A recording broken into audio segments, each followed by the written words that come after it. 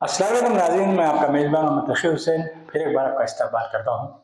नाज़रीन, मैं ऐसी खबर आपके सामने लेकर आया हूँ जिसको देखकर आप भी महव हैरत होंगे।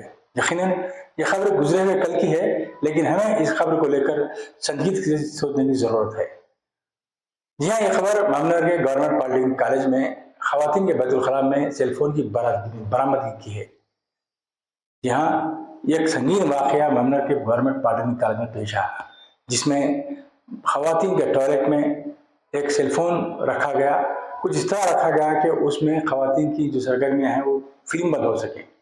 जब ये बात वहाँ की तालिबात को इस बात का इल्म हुआ कि वहाँ पर सेलफोन रखा हुआ है, तालिबात ने फ़ौरन कॉलेज इंतज़ामिया को इस बात की इत्तला दी और देखते ही देखते ये खबर जंगल किया की तरह सारे शहर में फैल गई और मुख्तलिफ तलबा तंजीमों ने पॉलिटेक्निक कॉलेज पहुँच कर ज़बरदस्त एहतजाज दर्ज किया।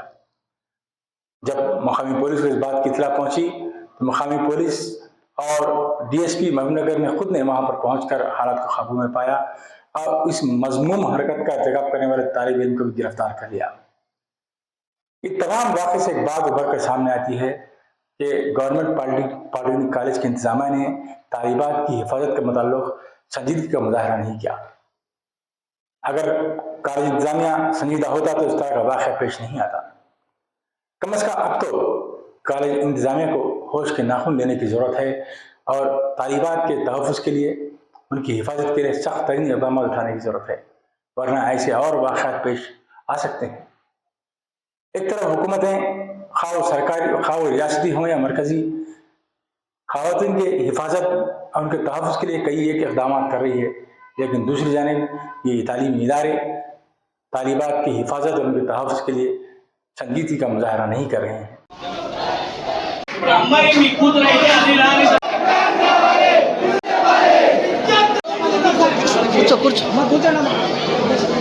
अरे बाबू, कॉलेज को चाहिए कि वो इस पर गौर करे और लेडीज टॉयलेट के बाहर भी एक निगहबान मुक़र्रर करे और देखे कि इस तरह के वाक़यात दोबारा पेश ना आए।